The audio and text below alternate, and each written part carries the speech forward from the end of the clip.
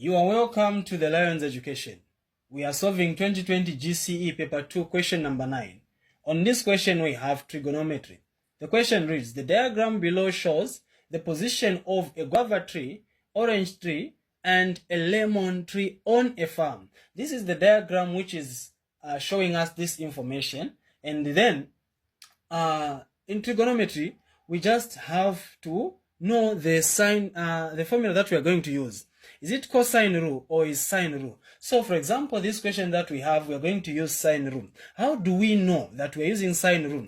This is the point. The first condition we can say, it is when you are given two sides with one angle which is not included. An included angle, it will be in between the two given sides. But since this one is not in between the two sides, so we are going to use the sine rule. The other condition is when you have the two angles and then you have one side, so you're going to use the sine rule. So if you check here, this qualifies to be to use sine rule. So I will tell you when to use cosine rule when we are doing cosine rule, so make sure you check on the next video. Solution of this question, they're asking us to find angle G, meaning this angle here, but we cannot find this angle without finding this angle, okay? Because we have this side and then we don't have the angle. So we are going to use this side using sine rule. We find this angle, then we say angles in the interior angles of a triangle add up to 180, so we solve. All right, so we are saying solution number 1. We're going to say this is L, okay, small letter L, O, because it is opposite to O, then this is the G. All right, so our formula is L sine L is equal to O sine O, okay? So our L is what? Our L is 14.2 over sine 40, angle L. Our O is 10.1 over sine O, okay? So we're going to cross multiply here. We're going to have 14.2 sine O is equal to 10.1 sine 40, okay, like that. So get rid of 14.2, so you divide both sides. This one and this one will go, so this implies that sine O is equal to, punch this on your calculator, you're going to get 6.492. So we can end there, and then we say over 14.2. So for us to find the angle, we're going to say angle O is equal to, write sine as sine inverse, so it will be sine inverse of what? Can you punch this on your calculator? So when you punch this on your calculator, what you're going to get is 0.4571, okay? 0.4571. There is 9 there, so you can just end there. So this implies that, now punch this on your calculator. So this is angle O is equal to what? 27, okay? 27 degrees. This is not the final answer that we are looking for. All right? Okay. So we are saying our angle is 27. All right. Now after that, we're going to say this guy is 27. So this will help us to find this one. Now, how do we do it? We're going to say angles in the triangle add up to 180. So we're going to say 40 plus 27 plus angle G is equal to 180. So when you add this one and this one, you're going to get 67. 67 plus angle G is equal to 180. So this guy remains alone, this one will go there, okay?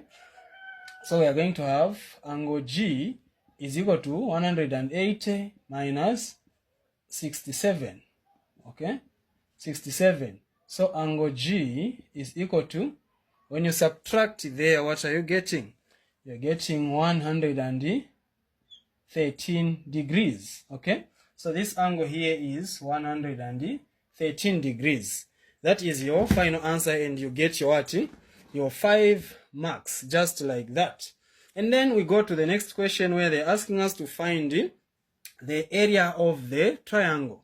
Alright, so for us to find the area of the triangle, we are going to use the formula. Area is equal to 1 over 2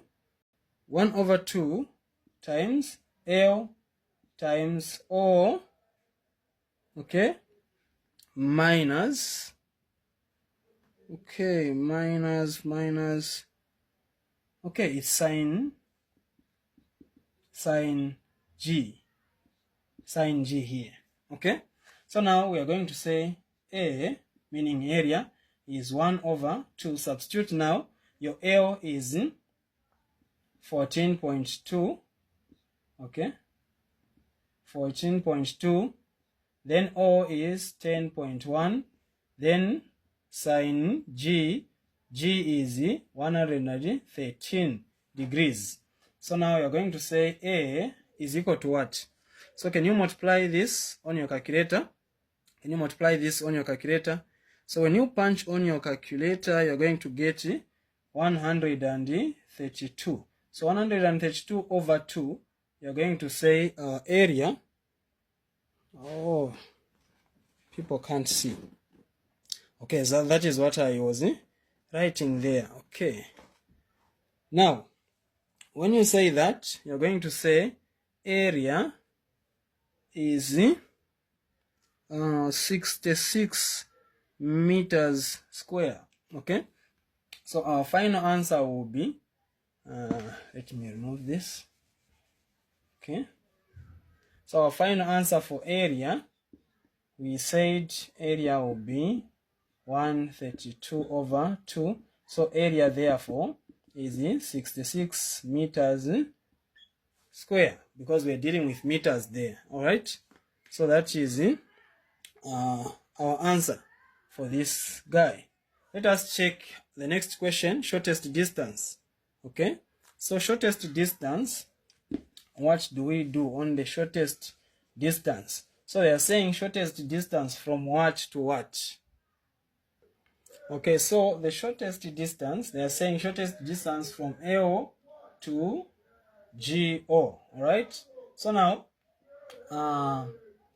we are going to say area is equal to 1 over 2 times B times H. Now area, we found area to be 66 is equal to 1 over 2. The base, we are getting the base, the line that they've given us from the angle up to the line where we are touching. So this is our base. Okay. So our B is 14.2 H. Alright. So we have 66 is equal to 14.2 H over 2. Alright. Then we are going to say over 1 there, so that okay, before you say over 1 here, can you just divide this one here? So it will be 66 is equal to, when you divide it, what are you getting? Okay, you are going to get 7.1 H. Alright, over 7.1 over 7.1. So your final answer will be H is equal to, divide there, you find that you have 9.29 meters. This is the answer for that guy there. Alright, let us check the next question. Let us see what are they saying in the next question. Okay, so the next question, they are saying we should solve the equation 5 cos theta is equal to 3 for this range where 0 degrees is less than or equal to theta, and theta is less than or equal to 180. So to solve this question is very simple. This implies that 5 cos theta is equal to 3. So we divide both sides by 5. Okay, so this 5 and this one will go, we'll have cos theta is equal to 3 over 5. Alright, then you're going to say theta is equal to, when this guy comes here, it will be cos inverse. So it will be cos inverse of what? 3 over 5. Okay, so your theta will be, punch this on your calculator direct, it will be what? It will be 53 degrees. Okay, the answer that we found is positive. So this is our answer. Okay, let's go to the next question. Okay, so the last question says we should do simplify this one. Okay, so to simplify this guy is very simple. Let's say we are starting with what? We are starting with the letters. Okay, so since we have n here, n into n is 1, then n into n squared, we have n. Okay, so we are done with n. Let's go to q. We have q to the power 3 here, we have q to the power 3 here, they will go. Okay, we have p squared here, we have p squared here, they will go. Then we have m to the power 3 here, we have m to the power 4 here, so we'll remain with the m down there. And then we have 20 into 21, 20 into 42, okay, 3 into 3, 1, 3 into 99, we get 33, okay.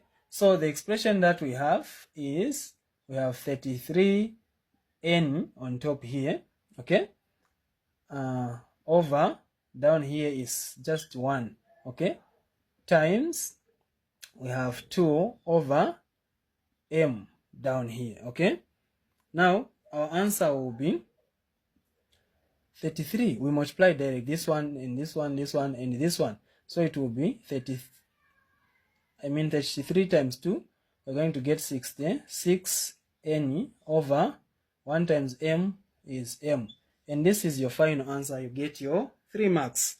Thank you so much for watching this video. See you in the next video where we'll be doing cosine rule. Thank you so much. Bye bye.